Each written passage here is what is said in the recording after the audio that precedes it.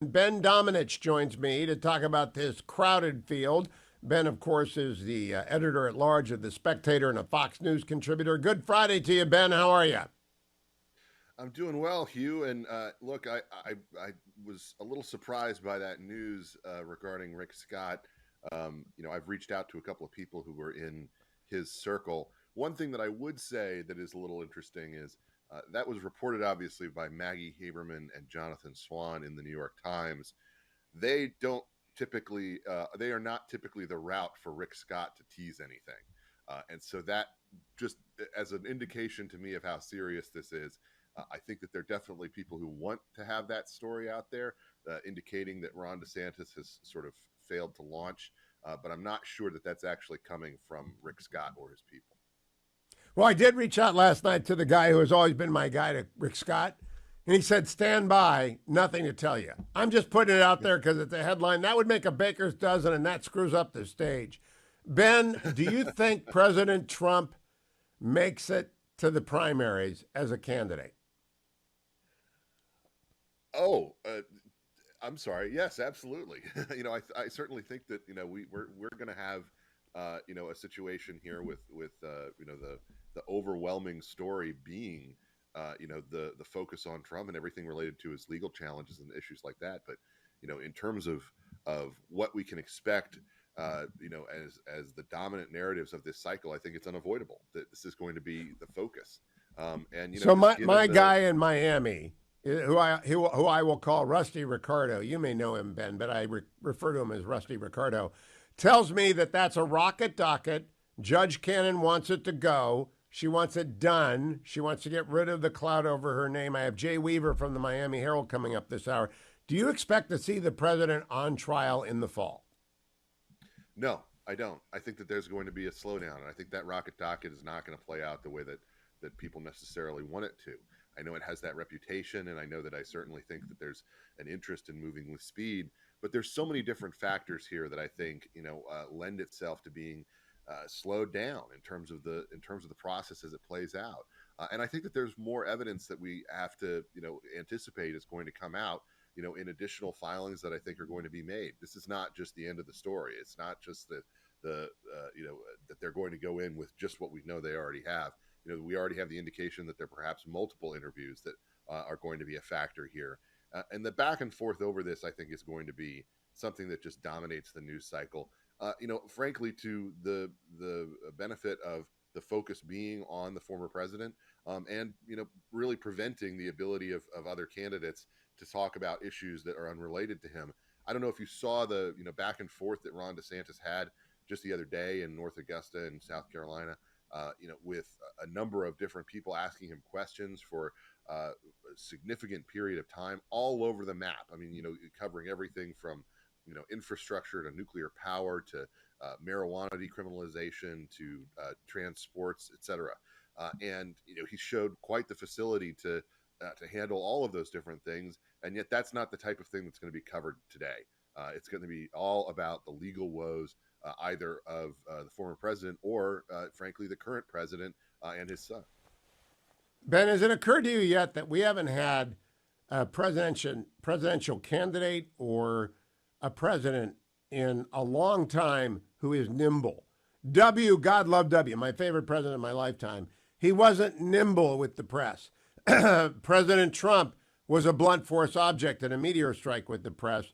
Joe Biden, God love him, the man is infirm and doesn't know what the press is talking about. So when you see Ron DeSantis stand up and nimbly address a dozen different things, it's really quite striking. But I think Nikki Haley can do it too. Do you think it's just that we're used to, 22 years of fumbling? We've gotten used to a much lower standard of capability when it comes to the way that presidents deal with the press, in ways that I think are really sad for the nation. The ability of you to stand up and handle questions on a variety of subjects, at will, and not have to turn to a staffer and to know what's going on. It's there's always the suggestion that occurs when a Democrat is in office that comes from obviously leftist commentators that, oh, the job's just too big for one man or something like that. That it's just too heavy of a weight.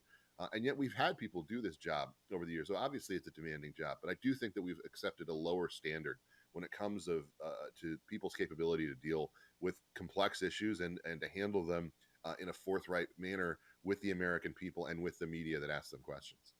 And I purposely left out President Obama so that people would be driving around their cars who are Democrats saying, "What about President Obama? He was brilliant. He was smart."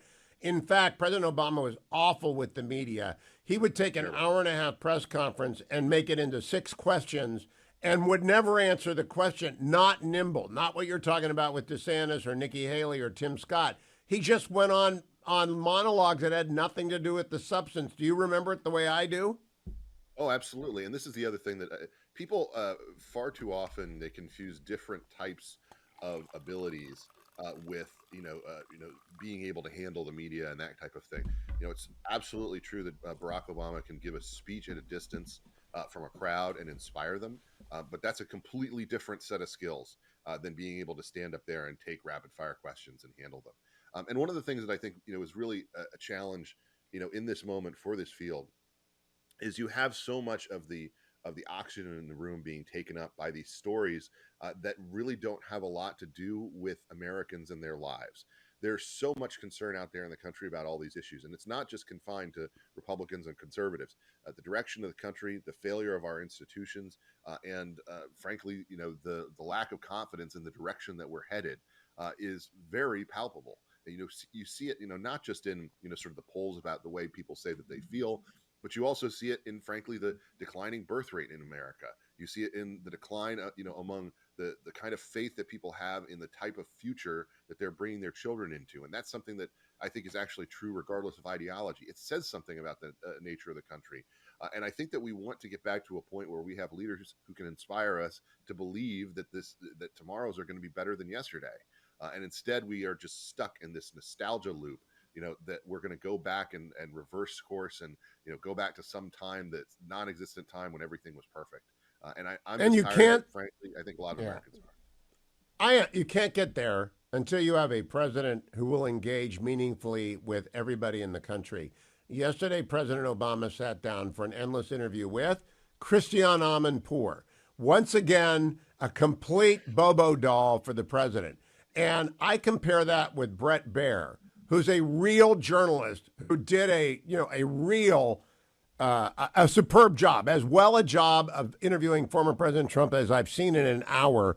What did you make of Bret? And that's, by the way, what I look for in a journalist. Fair, prepared, rapid-fire question, not Barack Obama holding forth with Christiane Amanpour for 3-minute soliloquies.